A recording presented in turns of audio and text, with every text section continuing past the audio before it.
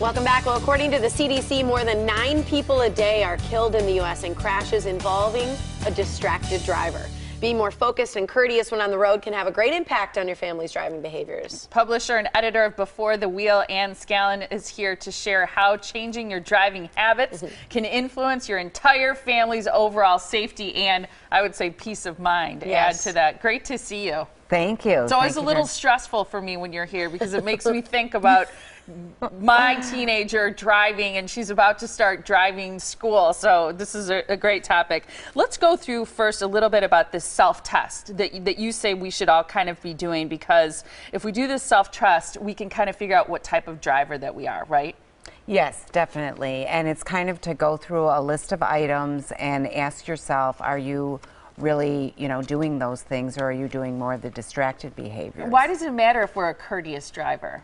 A courteous driver just makes a huge difference. You're going in with an entirely different attitude. It's more like everyone on the road, we are trying to get somewhere safely, instead of I find myself in the car saying, I need to get to that appointment. I need to pick somebody up. And then you do behaviors that match with that. You start cutting in or don't let somebody merge because you're thinking of your own time. I get so mad at people when there's bad weather and they feel the need to drive fast or close to your car. I mean, that's the only thing that makes me more mad than anything, because I think when changing weather, especially this time of year, and that was on your list, is pay attention to changing weather and drive accordingly, especially in the snow. Some people don't have, maybe their tires or their car's not as good or whatnot. I don't know. It just I think when the weather's bad, from the moment you get out of that driveway, you need to slow down and wait and see what's on that road. And a lot of people wait until they hit the bad spot, and then it's too late. Yeah. All right. So let's go through this list. So first, here are the questions to ask yourself. Do I allow others to merge into my lane? Do I keep lanes for drivers entering from parking lots and side streets open when I'm waiting? Okay, have I kept enough distance between my vehicle and the vehicle ahead of me? Do I adapt to, do I slow down with changing weather conditions? Do I yield to the right-of-way? And then do I overlook mistakes that other drivers make? That last one, I think, is like, you have to, because nobody is a perfect driver. And sometimes people have things on their mind, or they're rushing to get somewhere, and so allowing other people to make mistakes and forgiving that, I think, is a big part of it. That one strikes me too, because we all make that mistake. We want to lay on the horn once somebody does something, and that's not necessary. Sometimes they did forget to put on their signal or something. It's different than somebody who is completely driving aggressively. They're waving in between lanes.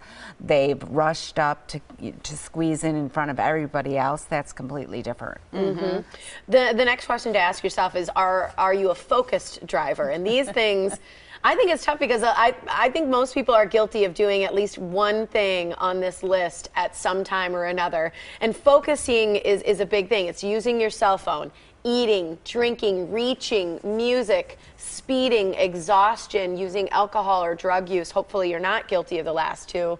But truthfully, I mean, if you think about just, grabbing your coffee or something and having to adjust the lid because, oops, it might spill. I mean, something like that can be 1 second, and that can cause an accident, right? Right. And one of the main reasons also that I put the drug use on there is people forget that prescription and even some of the non-prescription medications really affect you. In a classroom situation, we had a young girl who was with a relative. It wasn't a parent. They stopped at Walgreens. The lady took the medicine immediately, and it was like she was drunk driving. It was just an immediate reaction. So sometimes we're not thinking that, we have a bad cold or we have something, we're taking all of this, and it's, well, it was okay, I just got it, at the pharmacy or the grocery store or whatever, everything's okay, and sometimes it's not. Good point. As it relates to young kids, I think you make an important part about thoroughly researching the correct car seat based on age and weight, whether it's infant or toddlers. There are also laws and rules about the size of a child and the age in terms of sitting in the front seat, right?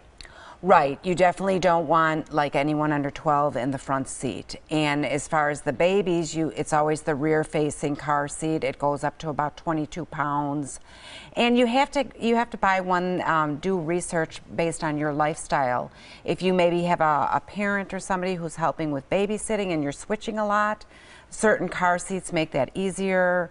They make it easier if to pull just that top part out if the baby falls asleep, and then you can just go do another activity and take them out, that type of thing. So you really have to research the safety angle, the age, the weight, the height of the child, and also the convenience for your lifestyle. We're out of time, but teens, preteens, be careful what you do around them. They're taking everything in, and they're the ones who are going to start mimicking it when they get behind the wheel. So here's some more information so you can find out more. It's beforethewheel.com. It's teen driver coaching strategies. There's videos, there's information. Definitely visit the website. Share it with your teen as well. Thanks so much, Ann. Thanks, Thank Ann. you. Great to see you.